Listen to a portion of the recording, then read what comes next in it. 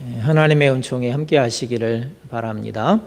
우리가 지난 시간까지는 걱정할 때에 준비하신 하나님, 또 격려하신 하나님, 응답하시는 하나님에 대해서 우리가 함께 말씀을 나누면서 우리의 걱정을 어떻게 해결해 갈 것인지를 살펴보았고, 오늘부터는 두려워할 때에 우리에게 두려움이 있을 때에 하나님이 어떻게 일하시는지를 함께 살펴보고자 합니다. 오늘 말씀의 제목은 두려울 때 붙들어 주시는 하나님이라고 하는 제목입니다. 붙들어 주시는 하나님으로 인해서 두려움을 이기며 살아가게 되어지기를 우리 주님의 이름으로 축원을 드립니다. 첫 번째 함께 읽어보겠습니다. 사람들은 매일 두려워합니다. 사람들은 매일 두려워하면서 살아갑니다. 미국의 시사 주간지 그 타임이라고 하는 주간지가 있는데, 여기에서 조사에서 보도한 내용에 의하면 현대인들이 참 많이 두려워한다라고 그렇게 조사한 결과를 표현했는데, 278가지 정도 된다 그래요. 훨씬 더 많아졌겠죠. 한참 된 자료이니까. 여러 가지 일로 두려워하는데, 그 내용들 가운데 이런 것들이 있습니다. 그러니까 알지 못해서 두려워한다. 사람들은 늘 알지 못하는 상황 가운데서 살아가죠. 한 번도 살아보지 못한 시간을 살아가는 것이기 때문에 우리의 미래가 늘 예상은 하지만 우리의 예상대로 되어지지 않기 때문에, 그래서 두려워하게 된다라고 그렇게 말을 합니다. 코로나 역시 마찬가지죠. 예상했던 것도 아니고 또 예상했던 대로 흘러가는 것도 아니고, 앞으로 또 어떤 상황들이 어떻게 바뀌어질지 모르는 그런 상황들이기 때문에 우리가 두려워하게 됩니다. 또 죽음에 대한 두려움이 있다고 합니다. 모든 사람들이 다 자신이 죽는다라고 하는 것을 알고 있습니다. 그 생각을 하고 있습니다. 그런데 그 죽음이 한 걸음씩 내게로 다가오고 있다는 것도 알지만, 그 죽음의 징조가 내게 자꾸 다가오게 되어질 때에 두려움을 느낀다고 합니다. 또 실패에 대해서 두려워한다라고 합니다. 사람들은 성공을 꿈꾸는데 그 성공을 위해서 최선을 다해서 노력을 하는데 그 성공이 쉽지만은 않죠. 그래서 실패할 것에 대해서, 실패가 예감이 될 때에 두려워하게 되고, 소중한 것을 잃어버리게 될까 또 두려워한다고 합니다. 그 소중한 것이 나를 지탱해 주는 것이라고 생각을 하기 때문에 그 소중한 것을 잃어버릴 수도 있다라고 생각이 되어질 때, 그렇게 느낄 때에 두려워하게 된다고 합니다. 그리고 고독에 대해서, 혼자 있음, 외로움에 대해서 두려움을 느낀다고 합니다. 서로 사랑하고 서로 의지하며 살게 되어 있는 사람의 이 관계가 혼자 어느 순간 나 혼자네라고 하는 생각이 들 때에 사람들은 두려워하게 된다고 합니다. 그런데 이런 두려움들이 우리의 삶에 많은 영향을 미칩니다. 물론 긍정적인 영향도 미치고요, 부정적인 영향도 미칩니다. 긍정적인 영향은 그 두려움 때문에 미리 준비하게 되죠. 죽음도 미리 준비하는 사람은 죽음에 대해서 두려워하지 않을 겁니다. 어떤 경제적인 위기를 미리 준비하는 사람들은 그 경제적인 위기를 미리 준비하고 있기 때문에 그래서 좀 더 두려워하지 않을 겁니다.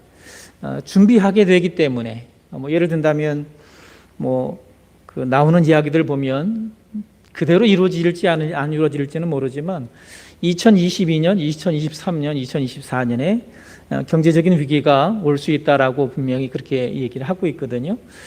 그런 얘기들을 들으면서 미리 준비한다면, 그러면 두려움을 훨씬 더 덜할 수가 있을 것입니다. 우리의 삶 가운데서 그렇고 하나님과의 관계 속에서도 우리가 하나님을 두려워하게 되어지면 우리의 삶이 좀 더 거룩한 삶을 살아갈 수가 있죠. 그래서 두려움이라고 하는 것이 부정적인 것도 있지만 긍정적인 면도 상당히 많이 있습니다. 그런데 가만히 생각해 보면 우리가 두려움 때문에 우리의 삶을 긍정적인 방향으로 이끌어 가기도 하지만, 거기 부정적인 영향이 우리에게 미칠 때가 훨씬 더 많은 것이 아닌가, 이런 생각을 해보게 됩니다. 이 부정적인 영향들은 대부분이 파괴적인 그러한 영향을 우리에게 미칩니다. 폴 투르니에라고 하는 스위스의 유명한 정신과 의사가 있는데, 이 사람이 뭐라 그랬느냐 하면 우리에게 무한한 잠재력이 있는데, 우리 안에 그 무한한 어떤 능력들이 있는데, 그런 능력들이 두려워할 때에 제한되더라.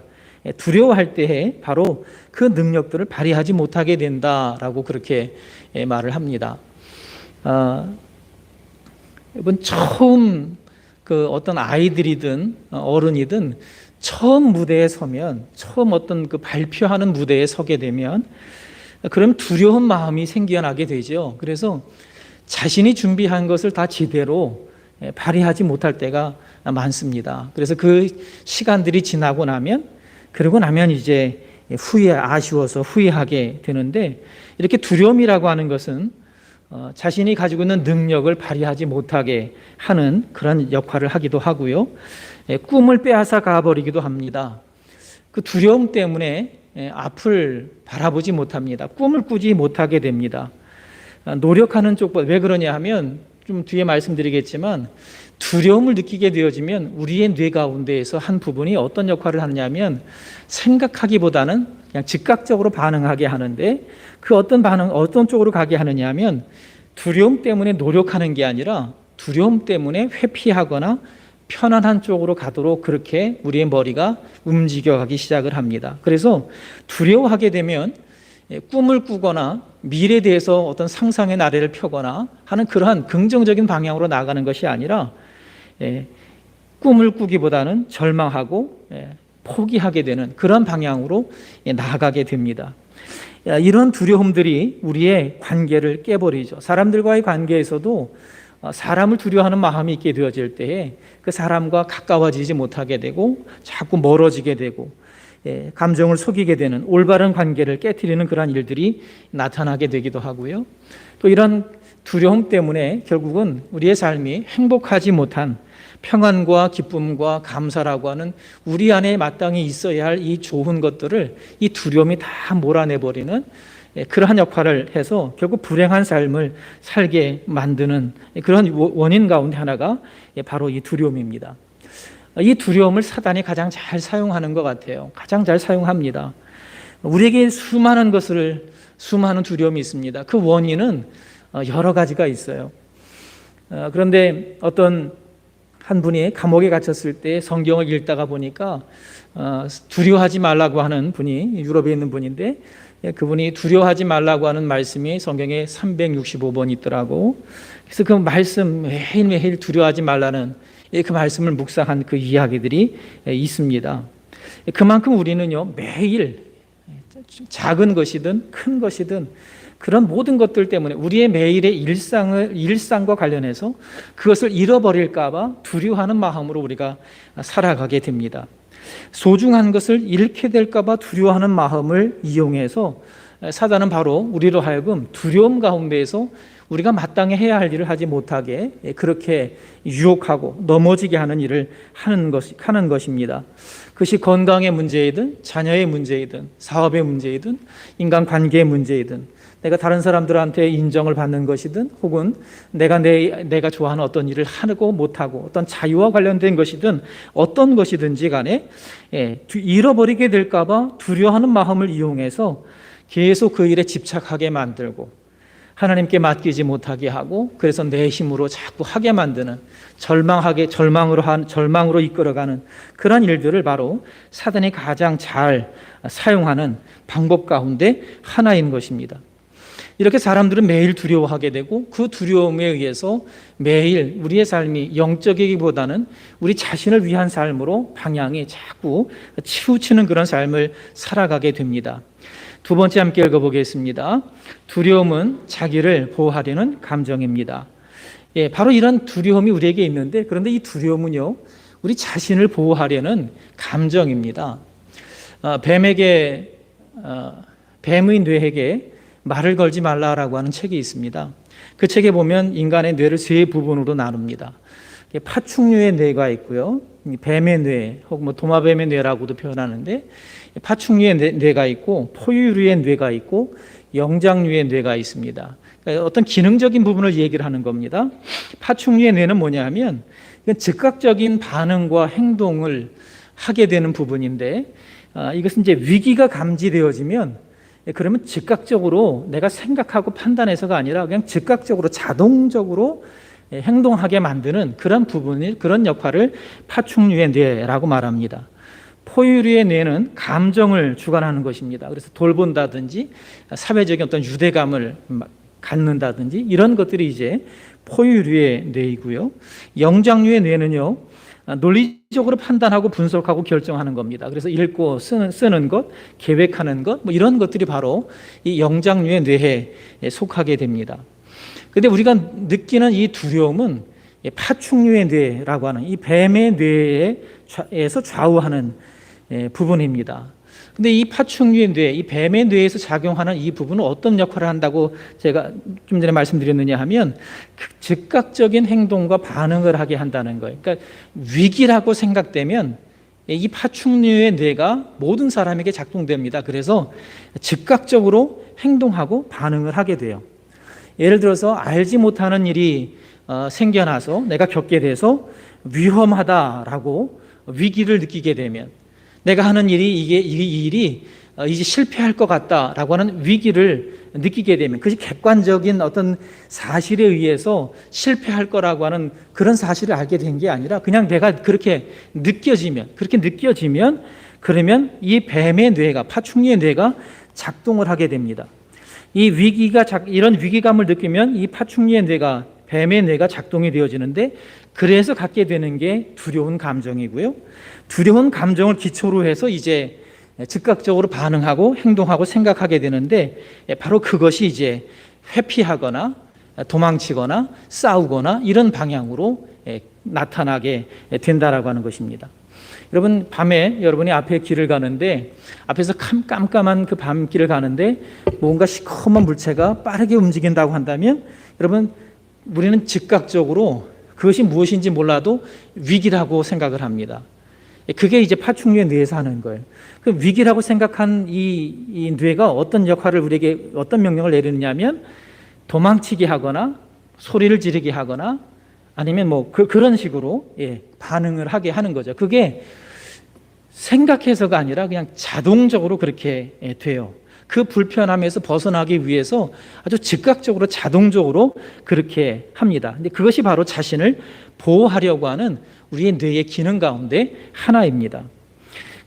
좀 더 발전시켜 보면 직업이든지 내 어떤 평가, 이미지와 관련된 것이든 혹은 관계, 가족, 건강이라든지 뭐 이런 것들을 잃게 될 것 같다라고 하는 위기 의식을 갖게 되어지면, 그러면 즉각적으로 이 뇌가 작동을 합니다. 자기를 보호하기 위해서. 그래서 어떻게 하느냐면 그 상황을 피하게 되고요. 아니면 시간을 끌기도 하고, 아니면 도와줄 사람을 찾아보기도 합니다. 또 어떤 때는요, 다른 사람을 아주 과도하게 비판하고요, 자신에 대해서는 터무니없이, 남이 보기에는 말도 안 되는데 자신은 그럴 수밖에 없었다라고 터무니없이 관대하게 자신의 처신에 대해서 그렇게 항변을 하면서 자신을 보호하려 하기도 합니다. 새로운 일을 시도해야 될 때에는 이게 위기라고 느껴지면 어떻게 사람이 반응을 하느냐 하면, 새로운 일을 시작할 때 이게 안 좋고 이게 안 좋고 이게 안 좋고 이게 안 좋다고 계속 안 좋은 얘기를 하면서, 그러니까 이 일을 하면 안 된다라고 말하게 됩니다. 이게 이제 우리의 뇌가 위기의식을 가졌을 때 하는 행동입니다. 또 어떤 행동들을 하게 되느냐 하면, 배우는 것보다는 타고난 것이 훨씬 더 중요해라고 말하면서 자기 스스로를 합리화시킵니다. 노력하지 않고 그냥 나는 그렇게 타고났기 때문에 할 수 없어라고 하면서 자기를 보호해 버리려고 하는 것이죠. 제가 군대 있을 때 만났던 분 중에 한 분이 있는데, 군대 있을 때 제가 방공포 부대 근무했거든요. 옛날에는 대학 노트가 있었잖아요. 꽤 두꺼운 노트. 그 부대 가니까 그거를 사게 돈을 달라 그러더라고요. 그 당시 1,000 얼마인가 줬던 것 같아요. 그래서 그거를 사다가 줬는데, 그걸 사오니까 어떻게 하느냐면 한 권을 주고, 노트 한 권을 주고 이걸 다 베껴 쓰래요. 그래서 그거 다 베껴 썼어요. 뭐 발전기, 포운용, 뭐 여러 가지 그냥 많아요. 되게 많아요. 그렇게 다 썼다고 그랬더니 며칠에 걸려서 그걸 이제 다 썼거든요. 베껴 썼거든요. 그랬더니 그 다음에 뭐라 그러는지 아세요? 외워 그러더라고요. 그래서 그거를 외웠던 기억이 나요. 그거 못 외우면 밤에 잠잘 때마다 점호를 하는데, 다 물어봐요. 예. 이 쫄병서부터 물어가요. 그래서 모르잖아요? 그럼 고참으로 가요. 계속 가는 거예요. 그래서 만약에 위까지 올라갔다. 그럼 고참들이 어떻게 했어요? 그날 밤에. 집합시키는 거죠. 예. 그래서 또 혼나고 기합받고 그런 거예요. 고참이랑 근무 나가면 계속 그거 물어보는 거예요. 비행기 모양 가지고 항공기 식별하는 거, 뭐 여러 가지 외워야 될 게 너무 많거든요. 제가 농담 삼아 그랬어요. 내가 이렇게 공부했으면 하버드 대학 갔겠다고. 예. 그런데 그런 거예요. 근데 그 중에 한 사람이 제 바로 이 고참이었는데 그분이 뭐라 그러냐면 나는 머리가 나빠서 못해. 나는 몸으로 때울 거야. 그러시더라고요. 근데 그게 뭐예요? 자기를 보호하는 방법 가운데 하나인 거예요. 예. 이 파충류의 뇌가 작동되면 그래 나는 못하는 사람이야 라고 그냥 그렇게 스스로 그런 반응을 하게 되는 거예요. 정치적인 갈등도 이것으로 우리가 함께 생각해 보면 이런 거죠. 자신이 원하는 방향으로 정치가 나가지 않으면 사람들이 막 비난해요. 그 이유 가운데 하나가 뭐냐면 내가 원하는 방향으로 안 가면 내가 불안한 거예요. 위기라고 생각이 되는 거예요. 그래서 자꾸 그렇게 반응을 하는 거예요. 이 뱀의 뇌, 파충류의 뇌의 영향력은요, 자동적이고 무의식적입니다. 심사숙고하지 않습니다. 감정적인 보상에 따라서 행동을 하게 됩니다. 그래서 이걸 맞서서 이겨내려고 하는, 두려움을 맞서서 이겨내려고 하는 방향이 아니라 고통스러운 쪽보다는요, 즐거운 쪽을 선택을 합니다. 노력하는 쪽이 아니라 편한 쪽을 선택합니다.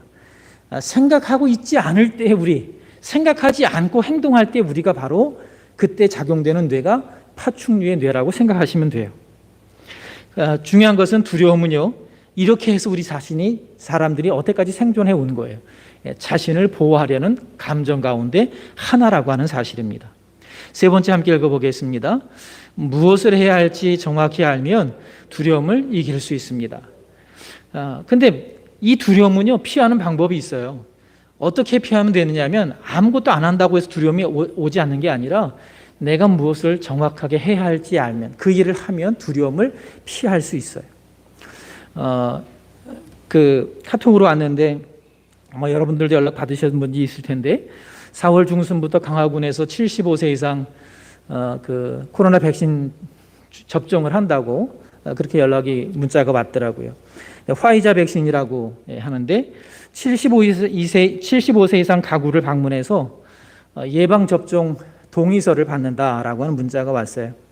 아마 여러분들이 그 백신의 어떤 부작용이라고 하는 그런 일들 보도된 내용을 아마 여러분 보고 들으셨을 겁니다. 그래서 사람들은요, 두 가지 중에 하나를 반드시 선택할 거예요. 어떤 사람은 백신 맞으실 거예요. 어떤 사람은 안 맞을 거예요. 근데 둘 다 지금 뭐 하는 거예요? 그게 나를 보호하려고 하는 행동이라는 거예요. 맞든 안 맞든. 예, 똑같이 자기를 보호하는 것이라고. 맞아야지 나를 보호할 수 있어라고 하는 생각이거나 아니면 안 맞아야지 맞지 않는 것이 나를 보호하는 거야 라고 생각하는 그 똑같은 자기 보호 반응이라는 겁니다.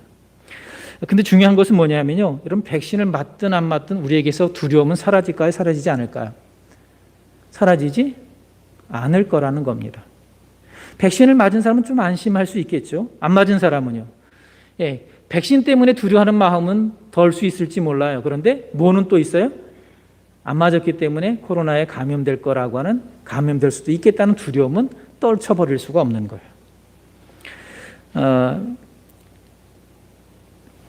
피한다고 이 두려움이 없어지지가 않아요. 백신을 만약에 안 맞으면 어디든 마음대로 갈 수 없어요. 계속해서. 왜냐하면 이 바이러스는요, 저절로 소멸되지가 않아요. 그래서 이 유행병이 지나고 나면 그 다음에 어떻게 될 거라고 의사들이 말하느냐면 계절 독감처럼 계속 나올 거라는 거예요. 그러니까 계속 평생 이제 우리는요, 이 코로나 이 감염증하고 살아야 되는 거예요. 백신 맞아서 집단 항체가 생겨서 사람들이 이렇게 덜 걸릴 수 있겠죠. 근데 그래도 독감 우리 걸리잖아요. 사람들이 계절되면 그런 식으로 코로나에 걸릴 수 있다는 거예요. 없어지지 않기 때문에. 그래서 맞든 안 맞든요, 백신을 맞든 안 맞든 계속해서 조심해야 되는 거예요. 마스크도 써야 되고, 이 항체가 10년, 20년 가는 게 아니기 때문에 계속 조심을 해야 돼요. 어디든 마음대로 가서 마음대로 활동해서는 안 되고 그래도 우리가 위생에 힘쓰면서 살아가야 되는 거예요. 근데 그렇게 하면 두려움을 어느 정도 이길 수가 있어요. 그러니까 해야 할 일을 하면 두려움을 이길 수가 있어요. 여러분 운전 중에 운전할 때 길바닥이 이제 미끄럽잖아요. 그 미끄러우면 이게 차가 이게 조작이 안 돼요. 핸들이요. 빗길에서 미끄러지잖아요. 차가. 그러면 핸들이 내가 원하는 대로 안 움직여져요. 그때 어떻게 해야지 차를 바로잡을 수 있는지 아세요? 미대반. 미끄러질 때에는 자동차의 대가리 반대 방향으로 핸들을 돌리면 된대요. 그러면 이게 차가 이게 제어가 돼요. 여러분 우리가 보통 반대로 하기 때문에 이게 안 되거든요. 미끄러질 때는 자동차 대가리 어떤 방향으로요? 반대 방향으로 핸들을 돌려주래요. 그러면 차가 중심을 잡기 시작을 해요. 두려울 때는요, 해야 할 일을 하면 두려움을 극복할 수가 있는 거예요. 비행기 사고가 일어나잖아요. 물론 사고 가운데서 비행기 사고가 자동차 사고 이런 거에 비하면 훨씬 더 그 사고율이 낮습니다. 근데 이 비행기 사고가 이제 있는데 나 따르면 많은 사람이 죽는 사고이기 때문에 그래서 사람들이 두려워하는데 이 제일 위험할 때가 착륙하고 이륙할 때래요. 그래서 이 조종사들이 늘 그때 긴장을 한답니다. 그럼 여러분 생각해 보세요. 조종사들이 착륙하고 이륙할 때 사고가 많이 나니까 두려워하잖아요. 그럼 두려워서 아무것도 그 사람들이 못 하나요? 아니죠. 어떻게 해요? 그들이 해야 되는 그 순서가 쭉 있어요. 착륙할 때는 어떻게 하고 이륙할 때는 어떻게 하고 그 순서대로 쭉 하는 거예요. 두렵지만 그 순서대로 해야 할 일을 하면 어떻게 돼요? 그 두려움을 이겨낼 수가 있는 겁니다. 자동차 가운데 여러분 DCT 미션이라고 아마 여러분 있는 차들이 있을 거예요. 이건 더블 클러치가 들어간 미션인데 자동이지만 사실은 수동입니다. 그래서 이 DCT 미션의 문제가 뭐냐면 언덕길을 올라갈 때, 저소로 올라갈 때 혹시 꿀렁꿀렁 할 수 있어요. 차가 앞으로 가다가 뭐 이렇게 섰다가 막 이런 식으로 약간 이상하게 반응할 수 있어요. 그때 어떻게 하면 되냐면 그 기아봉을 이렇게 움직이면 플러스 마이너스가 있거든요. 그쪽으로 움직여서 그러면 이제 수동 고정 기어식이 돼요. 그러면 그때 거기다 1단 놓고 올라가시면 그런 현상이 없어져요. 그러니까 알고 있으면요 두려움을 어떻게 할 수 있어요? 이겨낼 수 있는 거예요. 그걸 하면 두렵지만 자꾸 그 일을 하다 보면 익숙해져서 두려워하지 않게 돼요. 제가 수원에 있을 때 운전면허 학원 이제 운전면허 따기 위해서 학원 등록했거든요. 7일인가 8일 가고서 합격을 했어요. 운전대도 별로 못 잡아본 거죠. 친구하고 이제 처음 도로 연수를 나갔는데 그땐 도로 연수가 없었으니까 지금도 기억나요? 오산 쪽에 그 사거리가 지하차도에서 올라가는데 이 신호대기 가운데 걸리는 바람에 그 올라가는 길에서 쓰게 됐어요. 근데 이 처음 하는 사람들은 이게 시동 꺼지잖아요. 시동 꺼지니까 뒤로 밀리죠. 뒤에서는 빵빵거리죠. 아주 얼마나 당황했는지. 근데 지금은 제가 그럽니까? 안 그럽니까? 지금은 안 그러죠. 그때만 그러는 거예요. 익숙해지면 어떻게 돼요? 두려워하지 않아요. 그러니까 두려울 때는 해야 될 일을 하면 두려움을 벗어날 수가 있는 거예요. 코로나가 막연하게 두려울 때마다 어떻게 하시면 돼요? 마스크 착용하고 거리 두고 손 씻고 위생 관리 철저하게 하시면 되는 거예요. 바로 그렇게 할 때에 우리가 두려움을 이겨낼 수가 있어요. 두려움을 어떻게 할 수는 없지만 두려울 때 해야 할 일을 하면 두려움을 이길 수가 있어요. 그러면 이걸 우리 신앙으로 가져와서 말해보면 우리에게 있는 두려움들을 과연 어떻게 해결할 수 있는가? 네 번째 함께 읽어보겠습니다. 붙들어 주시는 하나님을 의지해야 두려움을 이길 수 있습니다. 붙들어 주시는 하나님을 우리가 의지할 때에 우리 인생에 살아가면서 우리가 겪는 두려움들을 이겨낼 수가 있는 겁니다. 오늘 본문의 말씀은요, 다윗이 그 아들 압살롬을 피해서 반역을 일으킨 압살롬을 피해서 도망가면서 그것을 피할 때 지은 시라고 되어 있어요. 그럼 3절의 말씀 보세요. 여호와여 주는 나의 방패시요 나의 영광이시요 나의 머리를 드시는 자니이다 라고 말합니다. 하나님이 나의 방패입니다 라고 지금 이 도망가는 다윗이 비참한 아들에게 쫓겨서 도망가는 이 아버지 다윗이 하나님이 나의 방패라고 말해요. 하나님 나를 도와주신, 나를 지켜주시는 분이다라고 말합니다. 그간 숱한 전쟁 가운데서 내가 미친 척을 하면서도 미친 척을 해야 했던 그런 순간 가운데서 하나님이 나를 보호하셨는데, 그 수많은 전쟁에서 나를 보호하셨는데 하나님, 지금 나를 하나님이 그렇게 지켜주실 것입니다 라고 하는 그러한 표현으로 나의 방패라고 표현을 해요. 그 다음에 여호와는 나의 영광이시요 나의 머리를 드시는 자입니다 라고 고백을 합니다. 나의 머리를 드시는 분, 아무것도 아닌 나, 양치기 묵동이었던 나를 이스라엘의 왕으로 세우신 하나님께서 지금 내가 이렇게 도망을 가는 그런 상황이지만, 왕의 자리에서 쫓겨서 도망가는 상황이지만, 그러나 하나님께서 다시 나를 세워주실 것입니다 라고 하는 고백으로 나의 머리를 드시는 분입니다 라고 고백을 합니다.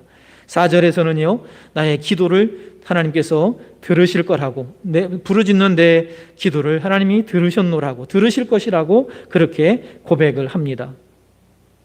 이런 것을 하나님이 방패가 되셔서 막아주실 것이다. 하나님이 나의 머리를 드셔서 다시금 왕의 자리에 오게 하실 것이다. 하나님이 내 부르짖음 기도를 들으실 것이다 라고 하는 표현을 담아서 이렇게 말할 수 있어요. 5절의 말씀 보면, 내가 누워 자고 깨었으니 여호와께서 나를 붙드심이로다. 방패가 돼서 막아주시는 것, 머리를 들게 해주시는 것, 기도를 들어주시는 것, 이것을 하나님이 붙드시는 것이다 라고 우리는 표현해 볼 수 있어요. 하나님은요, 붙드시는 분입니다.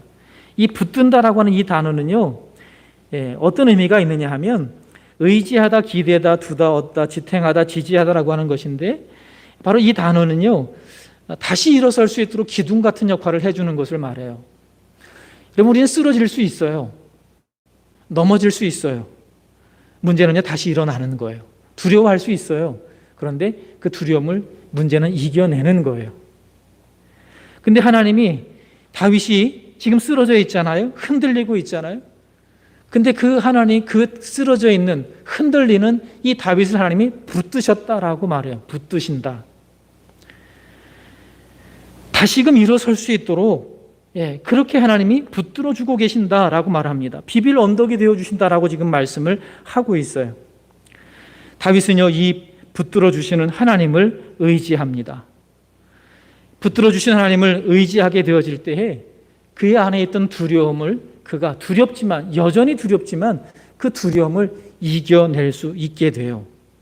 그래서 5절의 말씀, 내가 누워 자고 깨었다라고 말해요.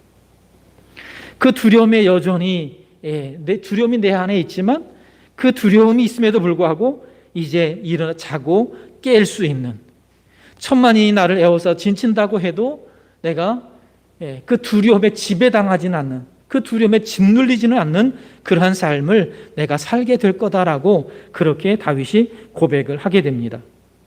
그의 고백대로 그가 실제로 예루살렘으로 돌아와서 다시금 왕위에 오르게 되는 것을 보게 됩니다. 여러분, 붙들어 주시는 하나님을 우리가 의지하게 되어지면 두려움을 이길 수가 있는 것입니다.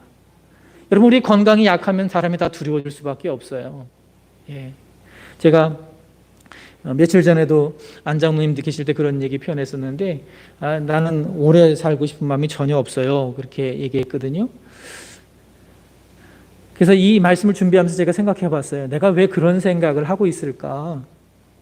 근데 가만히 보니까 제 안에 뭐가 있는 것 같으냐면요, 이 말씀을 보면서 보니까 제가 건강을 잃을 것에 대한 두려움이 있는 것 같아요.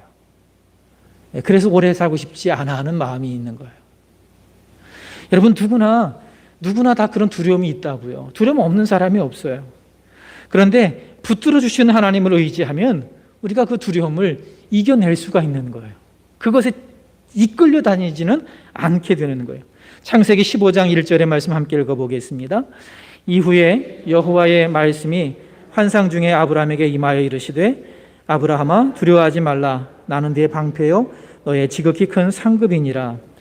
하나님의 그 창세기 14장에 보게 되면 하나님의 도우심으로 롯을 잡아간 가나안의 연합군들과 싸워서 아브라함이 이겨요.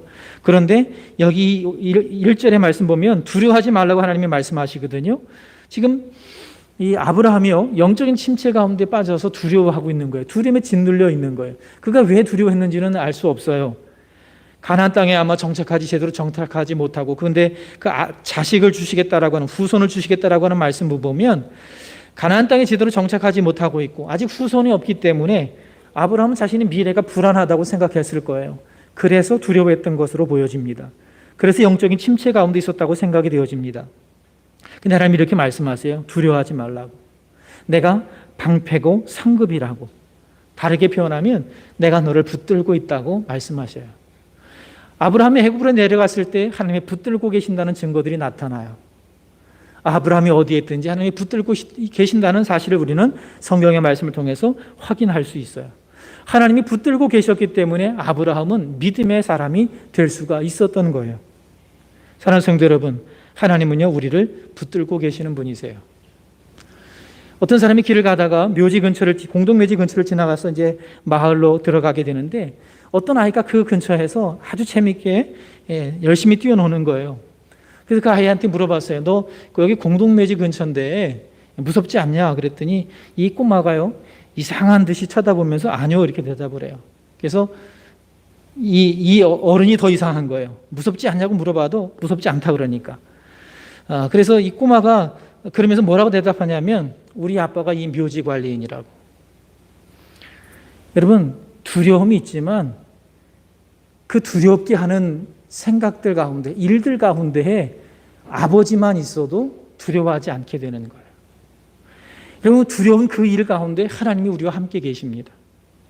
하나님이 우리와 함께 하셔서 이 꼬마에게 아버지가 든든한 배경이 되어진 것처럼 하나님이 우리를 붙들어 주시기 때문에 그 붙들어 주신 하나님을 의지해서 우리가 하나님을 붙들게 되어지면 두려움을 이겨내게 되는 것입니다. 신명기 32장 39절 함께 읽어보겠습니다. 이제는 나 곧 내가 그인 줄 알라. 나 외에는 신이 없도다. 나는 죽이기도 하며 살리기도 하며 상하게도 하며 낫게도 하나니 내 손에서 능히 빼앗을 자가 없도다. 예, 하나님 죽이기도 하고 살리시기도 할 수 있는 하나님이세요. 상하게도 하며 낫게도 하실 수 있어요. 하나님의 손에서 빼앗을 수 없어요. 능력의 하나님이세요. 그 하나님이 우리를 어떻게 하고 계시는 거예요? 붙들고 계세요. 그 하나님이 우리를 붙들고 계세요. 그 하나님 의지할 때 우리는 그래서 두려움에서 벗어나게 되는 겁니다. 두려움의 지배를 당하지 않게 되는 겁니다. 골로새서 1장 11절 함께 읽어보겠습니다. 하나님께서 그의 크신 능력으로 여러분을 강하게 붙들어 주실 때에 여러분은 어떠한 어려움이 와도 넘어지지 않고 참고 견딜 수 있을 것입니다. 예, 하나님이 붙들어 주시기 때문에, 붙들어 주시기만 하면, 붙들어 주시기 때문에 어떤 어려움이 와도 넘어지지 않고 참고 견딜 수 있게 될 거라고 말하고 있어요. 여러분, 이거는 우리를 향해서 하시는 말씀이에요. 이사야서 41장 9절 10절 함께 읽어보겠습니다. 내가 땅끝에서부터 너를 붙들며 땅 모퉁이에서부터 너를 부르고 네게 이르기를 너는 나의 종이라. 내가 너를 택하고 싫어하여 버리지 아니하였다 하였노라. 두려워하지 말라. 내가 너와 함께함이라. 놀라지 말라. 나는 네 하나님이 됨이라. 내가 너를 굳세게 하리라. 참으로 너를 도와주리라. 참으로 나의 의로운 오른손으로 너를 붙들리라. 예, 땅끝에서부터 너를 붙들며 포로 가운데 있는 사람들에게, 포로 생활하는 사람들에게 땅끝, 너희들이 애굽에 있을 때 내가 너희들을 붙들었다. 내가 너희를 붙들었다라고 하나님이 말씀하세요. 그러니 두려워하지 말라고. 내가 함께하니 두려워하지 말라고. 사랑하는 성도 여러분, 하나님이 우리를 붙들어 주고 계십니다. 하나님이 우리를 붙들기에 우리는 두려움을 이겨낼 수가 있는 것입니다. 이 사실을 우리가 기억하게 되기를 바랍니다. 두려움이 어쩔 수 없지만 두려움이 다가올 때마다 꼭 기억하시고 하나님이 나를 붙들고 계신다는 이 사실을 꼭 기억하시고 그리고 내가 해야 할 일, 하나님을 붙드는 믿음의 발걸음들이 되어지기를 바랍니다. 그러면 두려움을 이기며 살아가는 하나님의 백성들이 되어질 것입니다. 함께 이 시간 우리 기도하겠습니다. 붙들어 주시는 하나님이십니다. 그분이 우리를 붙들어 주십니다.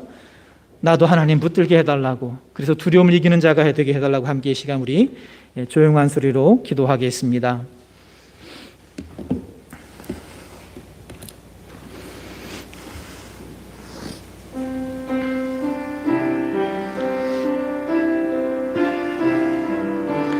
주님,